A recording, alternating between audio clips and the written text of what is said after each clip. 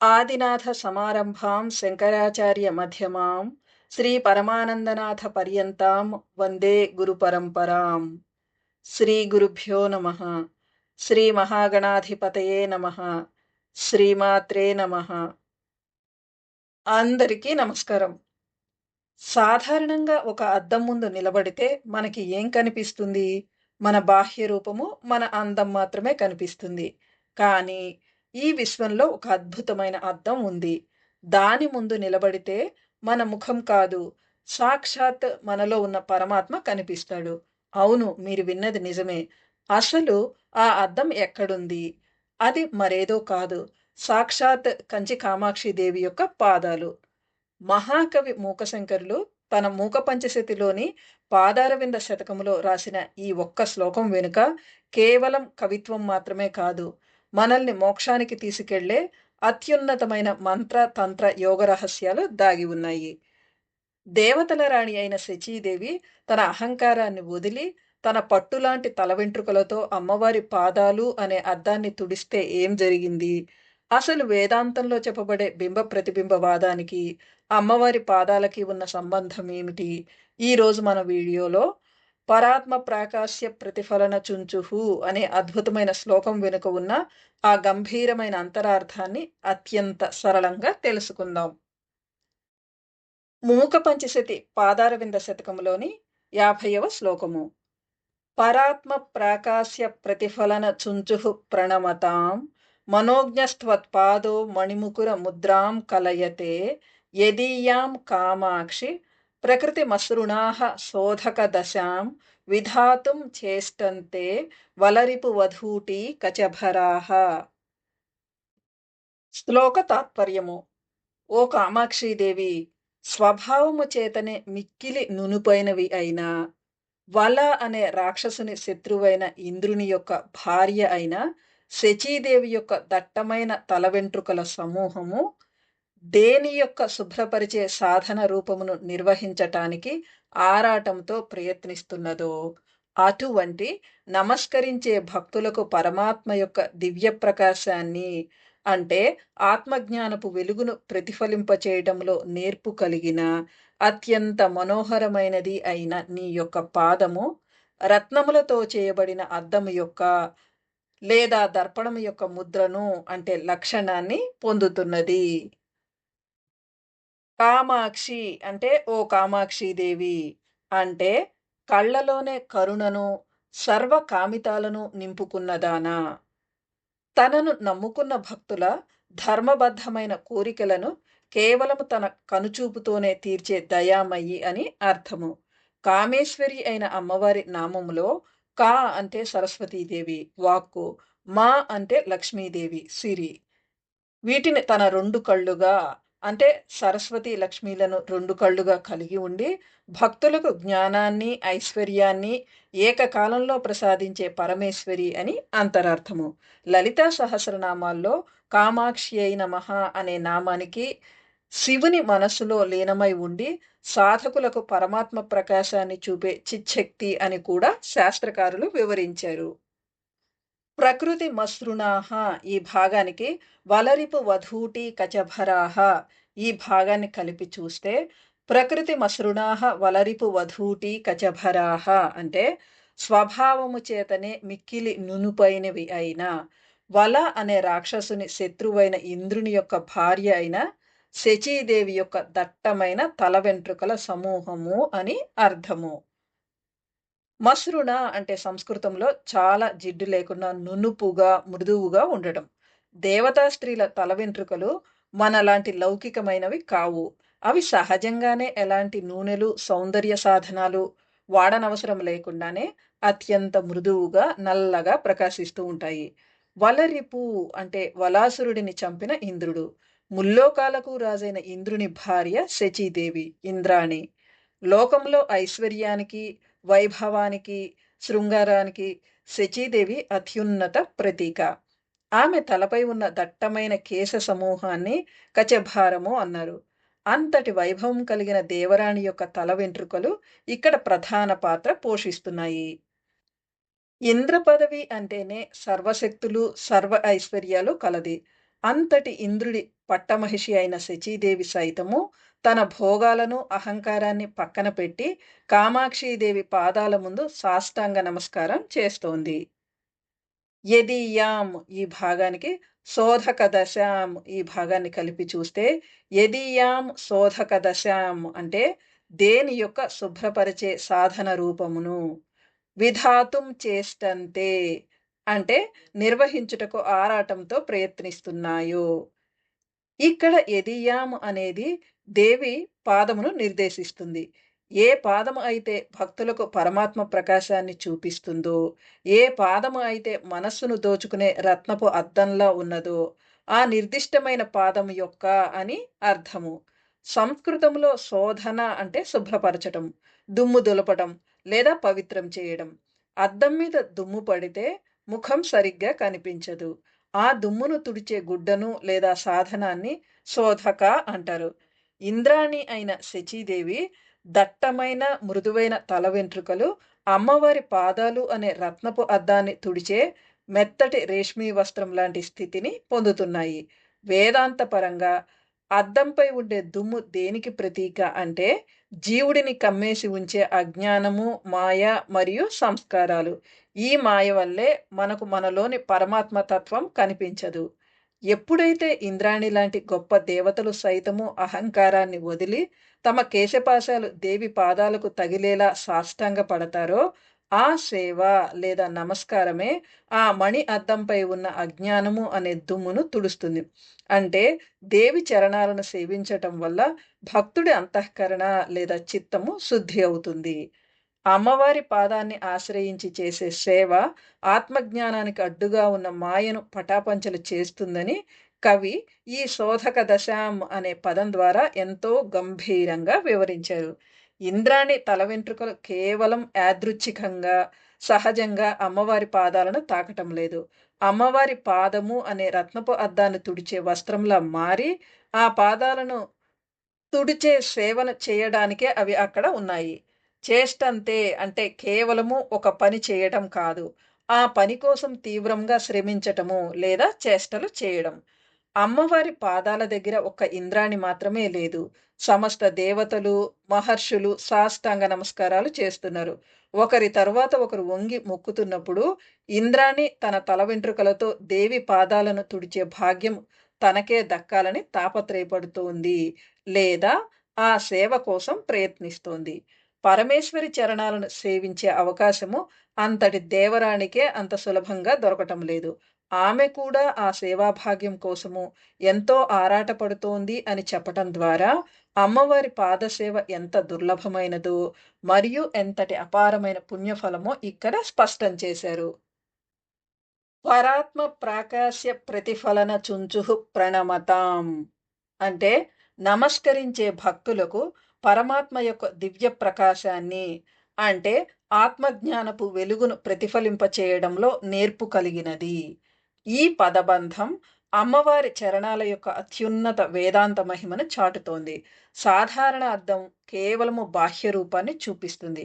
కానీ అమ్మవారి పాదము అనే రత్నదర్పణం తనను ఆశ్రయించి నమస్కరించే అంటే ప్రణమిల్లే భక్తులకు వారి లోపల దాగి ఉన్న పరమాత్మ ప్రకాశాన్ని ఉన్నది ఉన్నట్లుగా సాక్షాత్కరింపచేస్తుంది. ఆత్మజ్ఞాన సాధనం. చుంచు అనే సంస్కృత పదానికి ఒక విద్యలో అత్యంత నిపుణత లేదా ప్రసిద్ధి చెందడం అని అర్థము. భక్తుల హృదయాలలోని అజ్ఞానమనే చీకటిని తొలగించి బ్రహ్మజ్ఞానాన్ని కలిగించటంలో అమ్మవారి పాదాలు అంతటి సమర్థవంతమైనవి అని దీని అంతరార్థము. ఒక అద్దం తనంతట తానుగా ఏ రూపాన్ని సృష్టించదు. దాని ముందు ఏది ఉంటే దాన్నే చూపిస్తుంది. మన నిజస్వరూపం పరమాత్మ. కానీ అజ్ఞానం వల్ల మనల్ని మనము ఈ శరీరం అనుకుంటూ భ్రమపడుతున్నాం. ఎప్పుడైతే ఒక జీవుడు అమ్మవారి పాదాలకు పూర్తిగా శరణాగతి చేస్తాడో అప్పుడు ఆ పాదాలు అనే అద్దంలో జీవుడికి తన సొంత పరమాత్మ స్వరూపమే ప్రతిఫలించి కనిపిస్తుంది. అంటే అమ్మవారిని పూజించటం వల్ల లభించే అత్యున్నత ఫలం నేనే పరమాత్మను, అహం బ్రహ్మాస్మి అనే తత్వజ్ఞానం కలగడమే.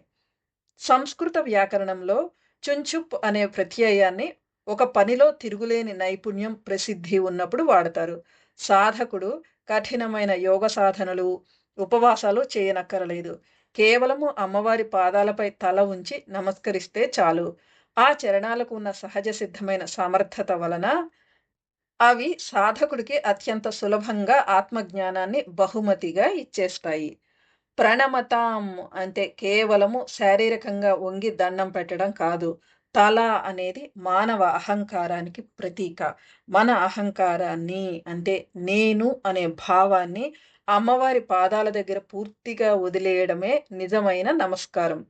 అద్దంలో ముఖం సరిగ్గా కనిపించాలి అంటే అద్దం స్వచ్ఛంగా ఉండాలి.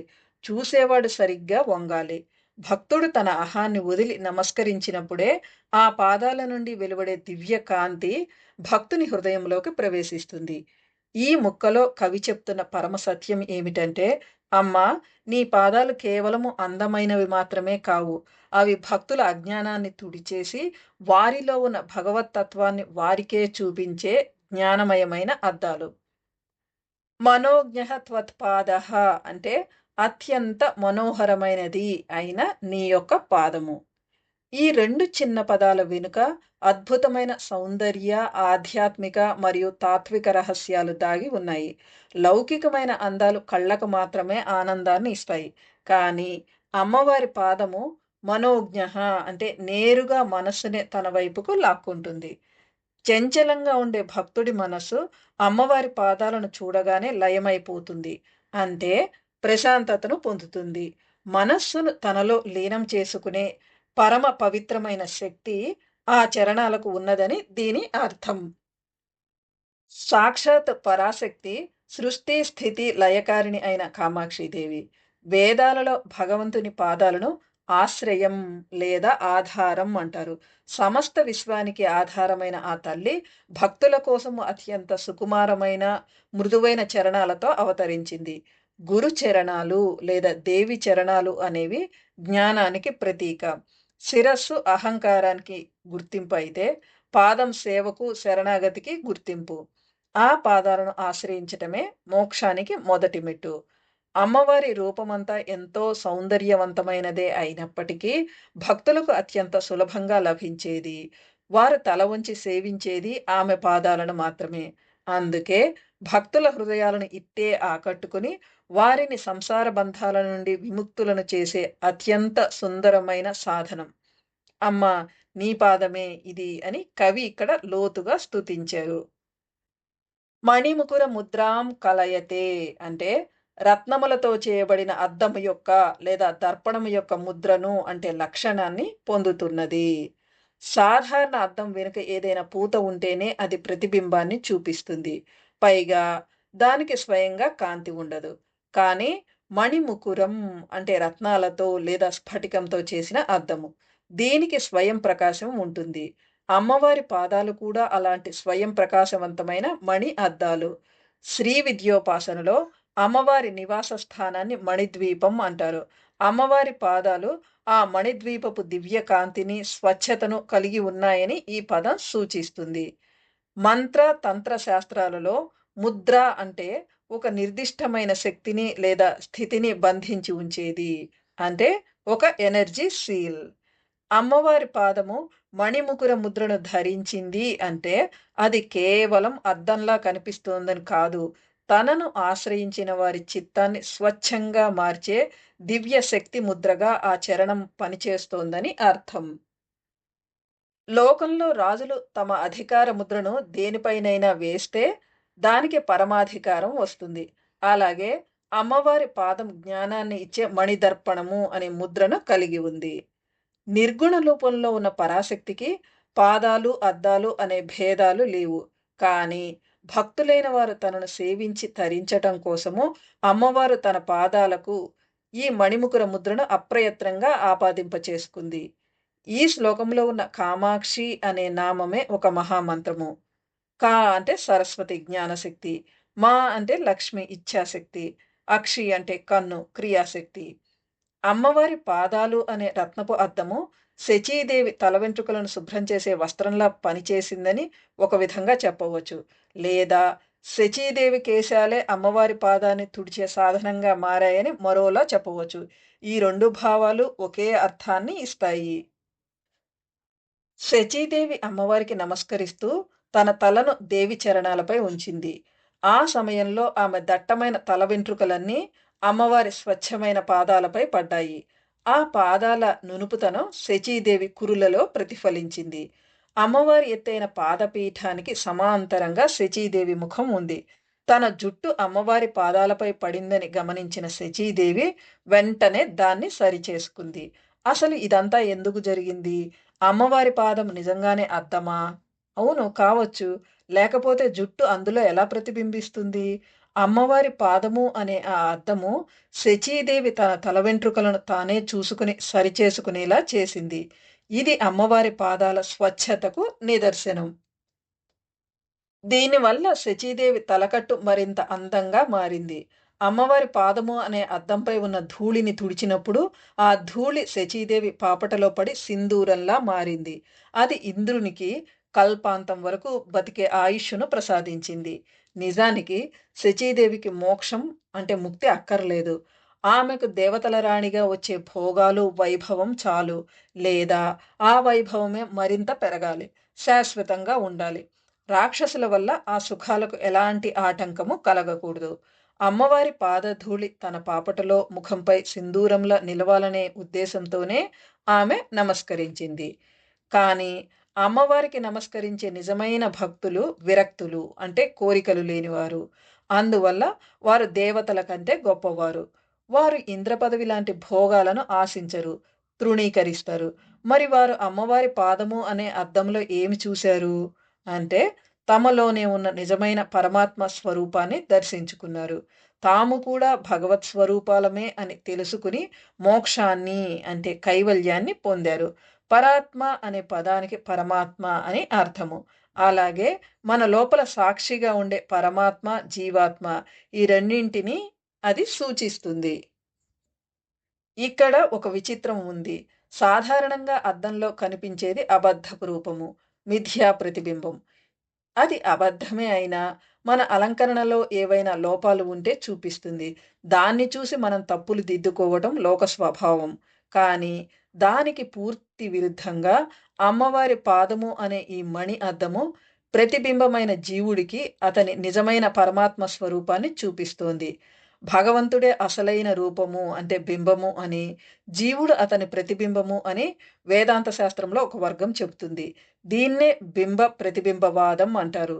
ఈ శ్లోకంలో అమ్మవారి పాదము అనే అద్దంలో ప్రతిబింబించేది పరమాత్మ. ఆ ప్రతిబింబాన్ని చూసుకునే భక్తులే అసలైన రూపాలు. ఇది ఈ శ్లోకంలోని గొప్ప విచిత్రము. అమ్మవారు పరమాత్మ అయిన శివునికి శరీర రూపం లాంటిది. ఆ శివుడు కూడా ఒక్కోసారి అమ్మవారి పాదాలకు నమస్కరిస్తాడు. అలా నమస్కరించినప్పుడు ఆ అద్దంలో ఆయనకు తన జీవభావమే కనిపిస్తుంది. లేకపోతే అంతటి దేవుడు సాదాసీదా మనిషిలా తన ప్రియురాలి పాదాలపై ఎందుకు పడతాడు? అమ్మవారికి ఆమె చేసే సృష్టి, స్థితి, లయాది 5 పనులకు అంటే పంచకృత్యాలకు శివుడు సాక్షిగా ఉంటాడు. ఆయనకు అమ్మవారి దైవత్వము, ఆమె పాదాలకు నమస్కరించే భక్తులంతా తనకంటే వేరుగా కనిపిస్తారు. తన ఈశ్వరత్వమే తనకు దృశ్యంగా మారటం వల్ల తాను ఈ జీవులకు, ఈశ్వరుడికి కూడా అతీతుడను అని ఆయన తెలుసుకుంటాడు. అది ఆయన యొక్క నిఖార్సైన నిజస్వరూపము అంటే స్వరూపావస్థ స్థితి. స్వరూపావస్థితి. అమ్మవారి చరణము అనే అద్దంలో తమను తాము చూసుకునే వారికి కూడా ఇదే పరమసత్యం కనిపిస్తుంది. అమ్మవారి పాదము అనే అద్దంలో అదే కనిపిస్తుంది. కొందరికి అందులో ఈశ్వర బింబం కనిపిస్తుంది. కొందరికి జీవ ప్రతిబింబం కనిపిస్తుంది. మరికొందరికి అసలు జీవ ప్రతిబింబ భావమే కనిపించదు. కేవలత్వమే అంటే అంతా ఒక్కటే అనే భావన వారి నిజస్వరూపంగా సాక్షాత్కరిస్తుంది. కనిపించటం అంటే అది బయట కనిపించే దృశ్యం కాదు. అద్దం కానీ, అందులో కనిపించే ప్రతిబింబం కానీ అక్కడ ఏవీ లేవు. అంతా తానే, అంతటా తానే తప్ప వేరే ఏమీ కనిపించదు. దానికి లోపల, బయట అనే తేడాలు లేవు. తానే తన ఏకత్వమై నిలుస్తుంది. ఈ అద్దంలో ఉన్న గొప్ప విచిత్రం ఇదే. తనను తాను నమస్కరించి చూసుకునే భక్తులకు ఈ అద్దం అలాంటి ఏకత్వ స్థితిని కలిగిస్తోంది. ఇది ఒక పరమసత్యం. ఇక్కడ మరో విచిత్రం ఏమిటంటే దోషం అనేది అద్దానికి ఉండదు. అది కేవలము అద్దం ఉన్న ఉపాధి అంటే పరిస్థితి వల్ల ఏర్పడుతుంది. ఆ ఉపాధి వల్ల కలిగే దోషమే అద్దంలో ప్రతిబింబించే వస్తువులో ఉన్నట్లు కనిపిస్తుంది. వేదాంత శాస్త్రంలో దీనిని ఉపాధి సిద్ధాంతం అంటారు. ఇక్కడ అమ్మవారి పాదమే అద్దము. అది అత్యంత పవిత్రమైనది, స్వచ్ఛమైనది. కాబట్టి దాన్ని విడిగా శుభ్రం చేయాల్సిన అవసరము అంటే శోధనీయత లేదు. అది ఎల్లప్పుడూ పవిత్రంగానే ఉంటుంది. కానీ ఇక్కడ విశేషం ఏమిటంటే, తమను తాము బింబాలుగా చూసుకునే భక్తులు తమలోని లోపాలను అంటే దోషాలను తొలగించుకుని సరి చేసుకోవటానికి ఈ అద్దం ఉపయోగపడుతుంది. ఇవన్నీ అద్దానికి ఉండే సహజ లక్షణాలు. కానీ వీటన్నింటికంటే మిన్నగా అమ్మవారి పాదము అనే ఈ పవిత్రమైన, స్వచ్ఛమైన అద్దము భక్తులకు వారి నిజ స్వరూపమైన పరమాత్మను సాక్షాత్కరింపచేస్తుంది. ఇక అంతకంటే వేరే శోధన అంటే శుద్ధి అవసరం లేదు. పాదాల ఆశ్రయమే చాలు. ఆ అద్దం స్వయంగా పవిత్రమైనది కాబట్టి దాన్ని ఎవరు శుభ్రపరచనక్కరలేదు. అపరిమితమైన ఆ దైవ స్వరూపాన్ని ఉన్నది ఉన్నట్లుగా చూపే ఆ అద్దంలో లోపాలను వెతికి దిద్దుకోవాల్సిన పనే లేదు. మంత్రశాస్త్రంలో ప్రాకాశ్య అంటే లైట్ మరియు విమర్శ అనే 2 స్థితులు ఉంటాయి. శివుడు ప్రకాశ స్వరూపుడైతే అమ్మవారు విమర్శ స్వరూపిణి, అద్దం లాంటిది. ఈ శ్లోకంలో వాడిన ప్రాకాశ్య ప్రతిఫలన అనే పదాలు మంత్రం జపించినప్పుడు భక్తుడి హృదయంలో దైవీ శక్తి ఎలా ప్రతిఫలించి మంత్రసిద్ధి కలుగుతుందో తెలిపే మంత్రవీర్య రహస్యం. తంత్రశాస్త్రం ప్రకారము శ్రీచక్రము లేదా శ్రీయంత్రం యొక్క కేంద్ర బిందువే కామాక్షిదేవి. ఈ శ్లోకంలో దేవి పాదాన్ని మణిముకుర రత్నపు అద్దం అన్నారు. తంత్రంలో నిర్మలమైన స్ఫటిక లేదా రత్నదర్పణం అనేది మాయలేని శుద్ధ చైతన్యానికి సంకేతము. తంత్ర పూజల్లో భూతశుద్ధి, చిత్తశోధన అనే ప్రక్రియలు ఉంటాయి. సాధకుడిలో ఉండే మాలిన్యాలను అంటే కామక్రోధాది అజ్ఞానాన్ని తొలగించటమే దీని ఉద్దేశము. ఇక్కడ ఇంద్రాణి తల వెంట్రుకలతో పాదాలను తుడవటం, శోధక దశాం అంటే అమ్మవారిని తంత్రోక్తంగా ఆరాధించే సాధకుడి చిత్తాన్ని అంటే మనస్సును అమ్మవారే స్వయంగా శుద్ధి చేసి తన వైపుకు తిప్పుకుంటుంది అనే తంత్ర సాధన రహస్యం ఇందులో ఉంది.